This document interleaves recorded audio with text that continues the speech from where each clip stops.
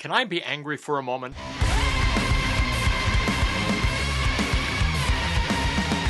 Last year in Lancaster, Pennsylvania, in less than 1 year, 3 trans teens died by suicide.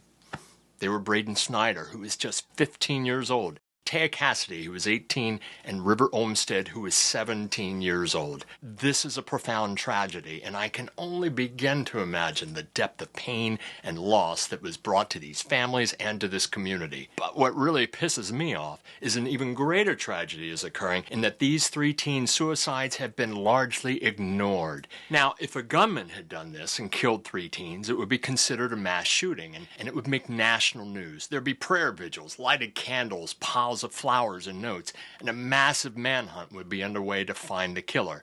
But none of these things happened. Instead, something else that commonly happens in mass shootings occurred. Possible active shooter at the top. After every mass shooting, There's still shots being fired. we hear a common refrain. People with mental illness are getting guns. Our inability to deal with mental illness. Mental illness and hatred pulls the trigger. In her eulogy for River Olmsted, Sister Dottie Almany, St. Peter's Lutheran Church in Lancaster, Pennsylvania, said River's suicide was due to something oddly familiar. And River's enemy was mental illness. In an email response to my question of whether her claim of mental illness as the reason for River's death was an attempt to tamp down the controversy over River's gender identification, Sister Dottie emailed me this. I have known River since she was very young and know the struggle she has had with mental illness, so my remarks in my sermon were not an attempt to cover up her gender identity.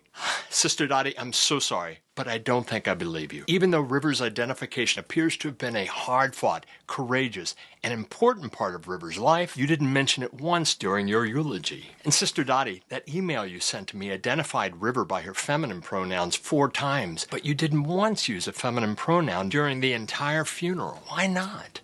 Also, is being sad over not being supported the same as mental illness? What about other kids at River's former religious school? Are they wrestling with sexuality and gender issues and not being supported? What's going to happen to them?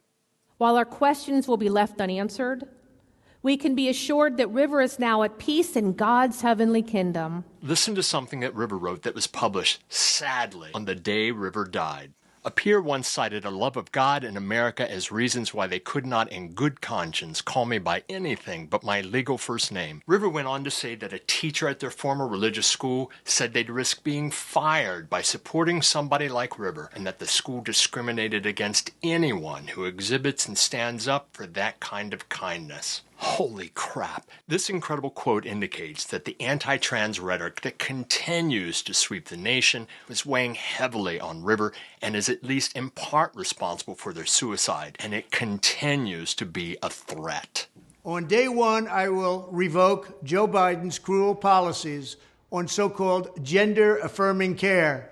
I will ask Congress to pass a bill establishing that the only genders recognized by the United States government are male and female, and they are assigned at birth. Let's be clear about what's happening here. Gender conformity is a way to enforce the prevailing power structure. I'd like to apologize, Mr. Ritz, about it's not being a boy. Oh, hush your mouth, baby. It was a boy. And I hope that their first child be a masculine child. The king wants a son. What are you going to do about it? By Sister Dottie ignoring the elephant in the room, solely claiming that mental illness was the enemy behind River's suicide, and ignoring River's gender identification, misdirects our attention away from the real threat that non-gender conforming youth face each and every day. That they live in a society that has become increasingly hostile to their existence. A society that is hell-bent on maintaining the current power structure. Braden Snyder, Taya Cassidy, and River Olmsted are victims of that structure. May their memory be a blessing. From this valley they say you are going. We will miss your bright eyes and sweet smile.